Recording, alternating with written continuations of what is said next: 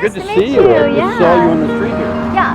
This is a theater I've performed many shows in, actually, the last several years. About 6 or 8 shows, something like that. So is the director and the actor inside right now? He isn't here with us right. Wait a minute, maybe he is. You want to go see? Let's see it. Okay, let's Yeah. see. Maybe he's here by now. Oh, excuse me.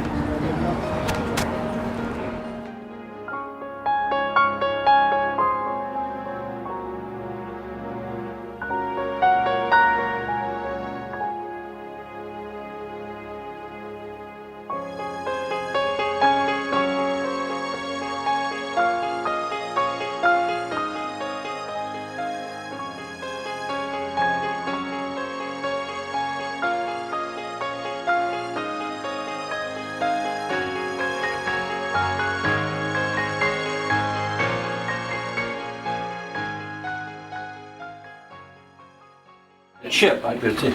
Yeah, hi. Sure, hi. Officially, nice to meet you. Officially. Yeah. Hi, you're fine. We tried out a show called George M. Cohen at Night, and now it's been You done have a seat. Well, the show will be starting at 7. England, Korea, Scotland, California, New Orleans, wherever it is, and we hope this will go all different places like that did too. That's been in many, many cities, and will be many some more. Officially release in November, right? Right. This is just like a. This is what we almost call like a reading. Yes. They try new things the first time. This night is to try to say, well, this works or this doesn't work or something. So you really need the audience's feedback, Yes. right? Did you come for the reading tonight? Yes, I do. Wonderful.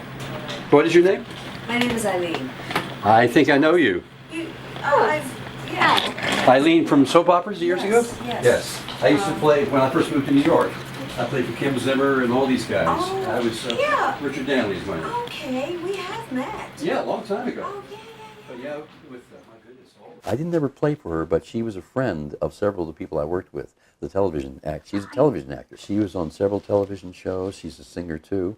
Oh. So she and I met a long time ago. When I saw her here last week, I said, well, hello. I haven't seen her in years. Johnny, can the camera people say hello for a second? Sure, yeah. Come on in.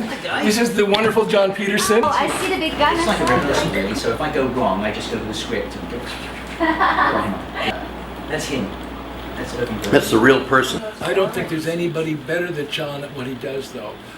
He's a triple threat. He can dance and sing and act, and he knows this whole old-time music hall tradition. I wrote this script specifically for him.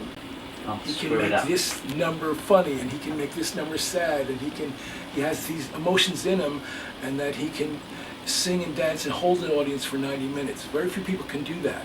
To do a one-man show, this is the hardest challenge. When I was writing my first show about George M. Cohan, I held a lot of auditions, and I couldn't find any actor that was good enough. And I was going to not do the show because I couldn't find somebody. the right And person. he came in and he sings one song, and I told the other people waiting for the audition, you can go home. Call the cops. Can you remember the song that you do in the... It never rains but what it pours. That's right. It never rains but what it pours. If all your troubles, oh my God. So what if all your troubles come in bunches? Keep sticking to your silly little hunches. And the snapping fingers so, acting as though they were having a jam time. The USA is a land of syncopation. It seems the nation is just a million acres of shoulder shake. The posers just as thick as bees, riding around. My home is Washington, D.C., and my family was there. And my dad cried when I left because it was sad. But he understood that I needed to be here and follow my dream. Have you ever heard of Carnegie Hall? It's the most famous concert hall in pretty much the world. Wow.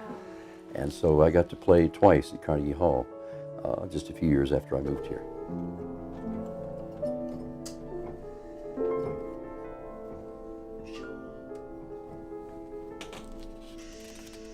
But it was one of the most special moments in my life. It was the same stage that Lang Lang and many famous musicians have played on for 100 years.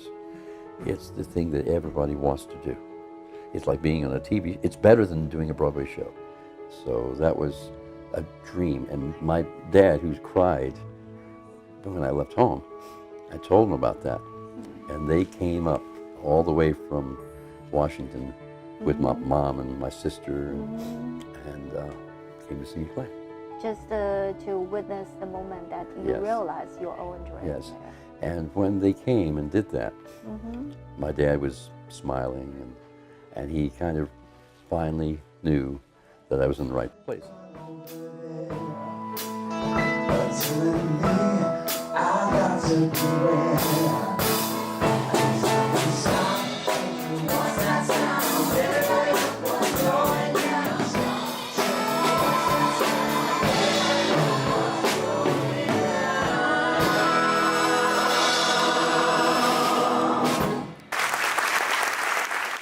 Do you think you were kind of lucky? You know, many people, they just trying so hard to hang on in It's the city, not but always not everyone can be. Right, it's not always luck. It's about who you know. Some people who are very successful are not always the best at their skill.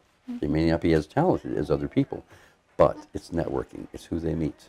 If you're afraid to meet people, this is not the business to be in. Especially in New York. Right, because there's so many talented people in New York that if you are too shy about it, then you probably should just go back to your hometown and do something, That is work so at a cool. McDonald's or something. That is so cruel. It is cruel, but the talented ones that stay here and just keep working at it will do just fine. I was really lucky that when I was young, I had friends who were really old entertainers, and they were coaching me in shows, but they had worked with these great stars, you know, like in 1919 and things like that. So I learned a lot of history of the show business from them, you know. So I've always enjoyed this. Your family, and I didn't have that in there. My family. Oh, That's whatever. That's put that in there. You know what I mean? okay, yes. 'Cause that's what it is in his head. Okay, yes, because he's family, right? Yes. I can maybe that's why by osmosis I. No, that's a good. When I was young, I saw Ethel Merman. She was a great Broadway star, one of the as great as anyone ever saw. And I saw her in a revival of Irving Berlin's "Annie, Get Your Gun." And Berlin he was 78 then. He had just written a new song for the show, and I saw her introduce this new song, and the audience couldn't get enough of it. I saw that happen. Do you know what I mean? I saw how great his songwriting was. I saw how great Merman was. So, I don't know. That was an exciting moment in my life, and now it's nice to put a little of this into the project. But I love what I'm doing. I love. You know, it's a joy and it's an honor to do this. You know, it's fun. See, last night, which of course you didn't know, but this was our first actual night, so Kate was winging it. That's an American expression that means she was kind of. What's the one that What way was to say it? She was improvising the lighting as it went along because we had not had. We had no time to lighting check- rehearsal, rehearsal so lighting. she was just watching the show for the first time, trying to figure out where the lights are Yeah. bright. And Trying to figure out which way he was gonna go and get him lights before he Normally left. she would It's drawn hard to catch. I mean, Normally Not she would design terrible. the so lighting. horrible. But every time I looked down to have some little like notes or see if a song was coming up, he'd suddenly be going over there and I'd be like, no piano! Okay, yes, he's got lights. Yeah. So for tonight, you will be I'll be up over there right? running the lights again, trying to make it better than last night. Because I had to write down what I did so I have something to build The on. more shows that we do, then it gets cleaner and then Exactly. we're more strict with that. I Yeah. was very happy with last night. They were laughing in places last night that I didn't even expect. I heard the audiences claps a lot for yesterday, right? Yesterday the audience was great, but you never know. You didn't know what you were calling it night. Sometimes most of the audiences love the show. But I remember one night when a lady in front of me gets up and said, like, she thought it was too sexy for her. You know, she thought it was pornographic. She told me, if I'd known I was coming to a porn show, I would have stayed home. And I said, a porn show? So you never know. But all I'm saying is every audience is different. For this script, I think both you and John are facing some challenges because for the one-man show, like you said, it's not So easy, now the following. and it's so hard to hold the audiences for John, 90 what was that? minutes. They- You still Mondays need are to kinda think about the tricky. new Sure, things. sure. Like, Because that's the only day I'm working. Okay. okay.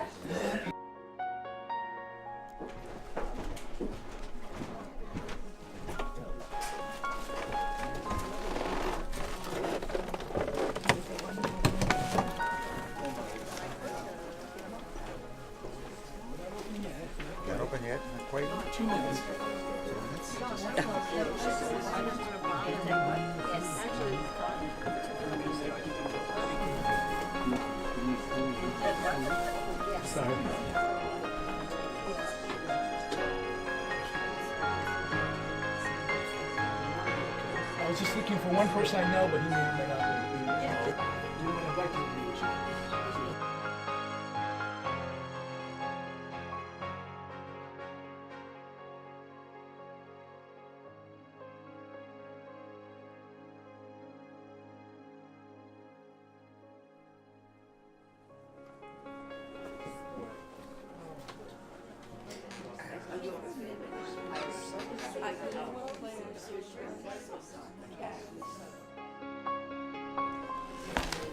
I'd just like to welcome you to the 13th Street Theater.